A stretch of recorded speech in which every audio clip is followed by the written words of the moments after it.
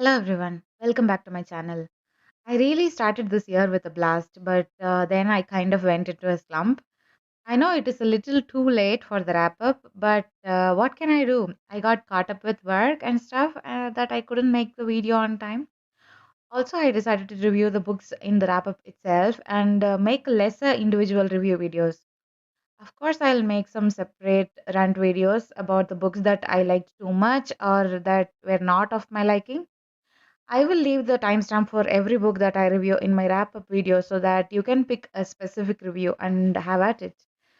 I have around 10 books that I have read in January, and without further delay, let's get into it. Firstly, I'm happy to say that I finished the Poppy War series. I read the Poppy War in November and couldn't continue with the series until I got my physical copy of the Burning God book. So I read the Dragon Republic and the Burning God and completed the series successfully. I'm not going to introduce the characters or the plot here, but I will make a separate video for this series and add the link below sometime later. For now, the story progresses with Rin being wanted and hunted by the Empress for all the damage that she had caused in the first book. She joins with Dragon Warlord to go against the Empress, but at what cost is the biggest question. Though they managed to remove the Empress from her position, the Hesperians, who were supposedly thought as allies by the Dragon Warlord, were more than they bargained for their own agenda.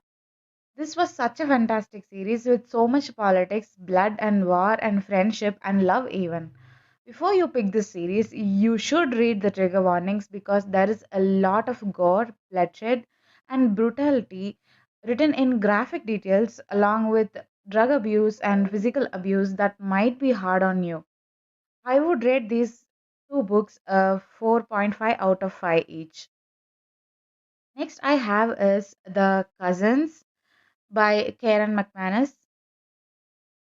Three cousins who barely know each other are invited by an estranged grandmother to take up a summer job in her island resort. I know that's a lot to take in, but for some reason, their parents had been kicked out from the island more than a decade ago, and they plan to reconnect using this opportunity.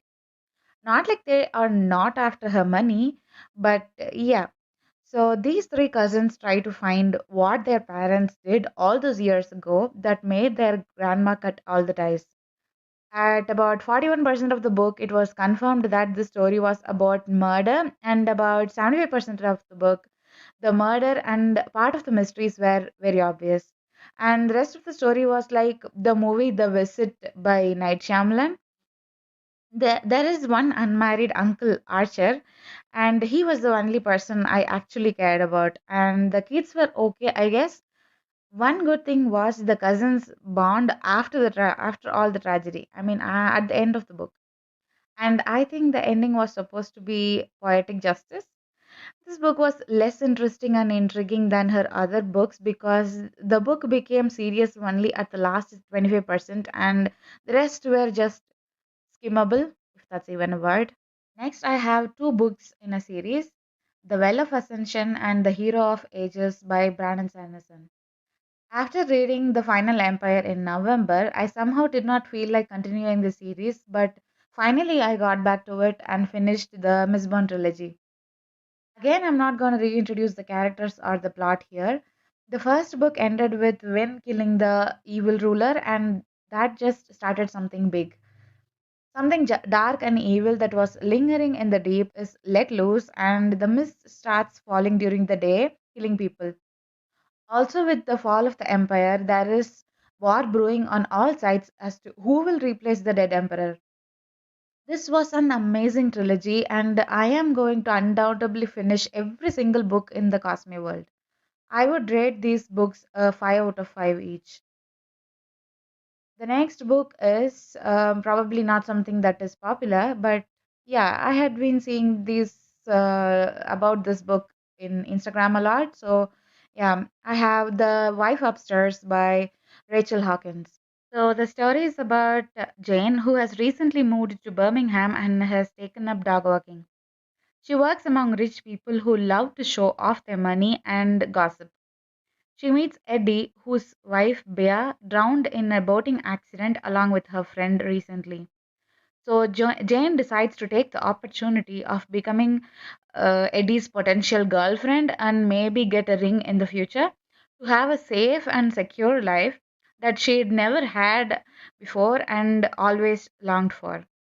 So, as Jane tries to keep up to the society, she's constantly compared with Eddie's dead wife, Bea, and when she tries to know more about her dead competitor, she falls deep into the mysteries of her death. Though the plot sounds intriguing, I would say the actual story was not.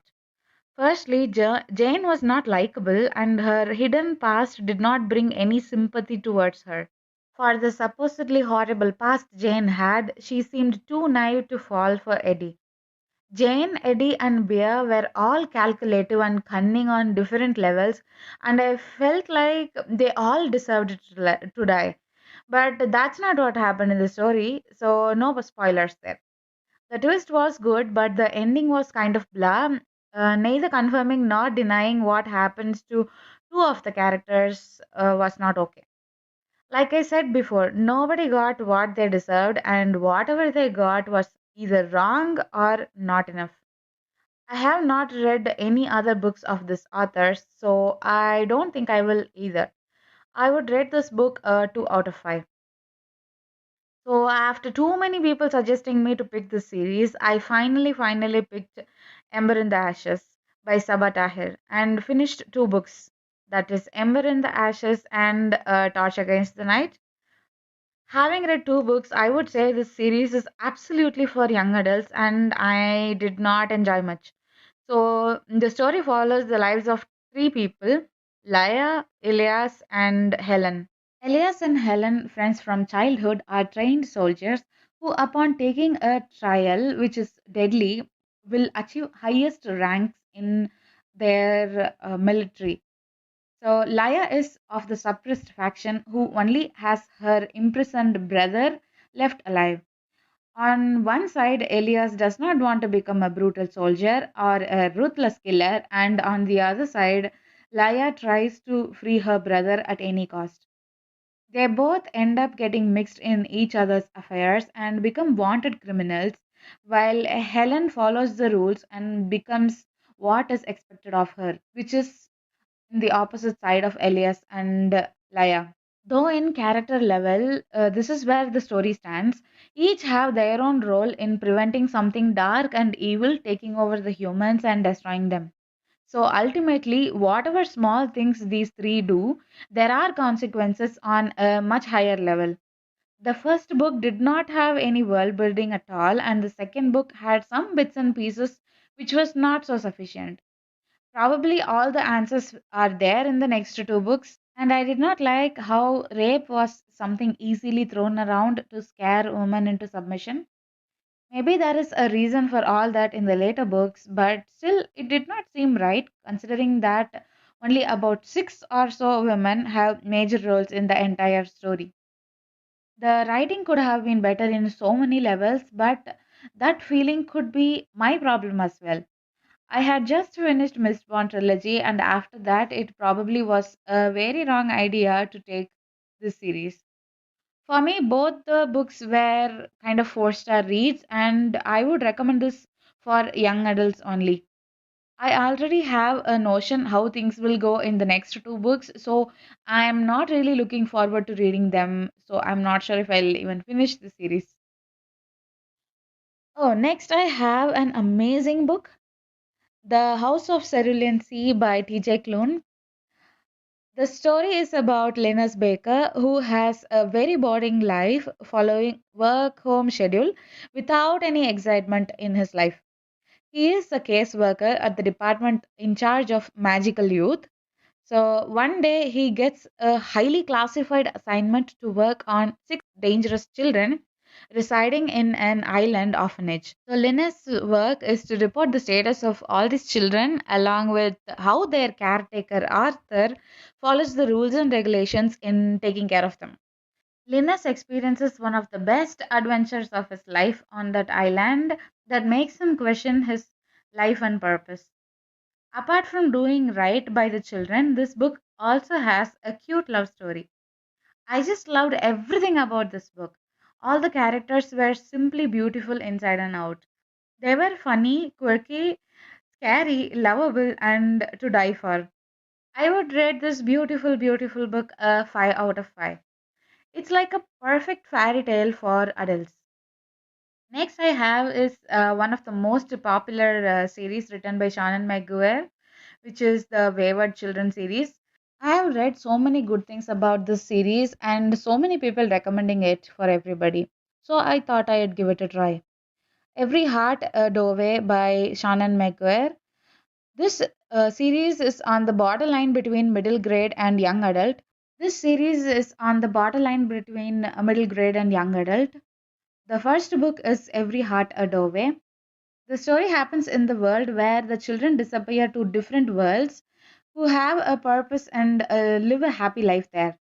When they start coming back to the normal world, unable to adapt, they are sent to Eleanor West's home for wayward children.